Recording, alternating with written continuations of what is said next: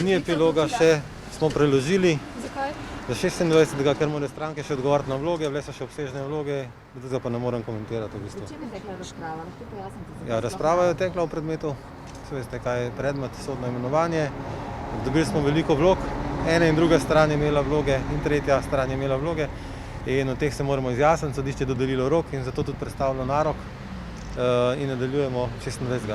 Kaj pa je mišljeno s temi dodatnimi vlogami? Tega nekaj meseca. papirov ste že vložili, ne? Ne, pač ne morem drugega komentirati kot pač to, kar je pač predmet vsakokratnih predlogov vseh predlagateljev. Kaj pa je prišlo do nekih nesporazumov, da ni prišlo do odločitve? Ne, sej sodišče mora odločiti, ne. Na kakšni nesporazumi. Mislim, med tremi strankami. Ne, pač vse to je normalno, ne, vedno, ko dobiš vlogo, pač vedno imamo pooblaščenci možnost, da pač odgovorimo v roku, ne vem, 8-15 dni, ne.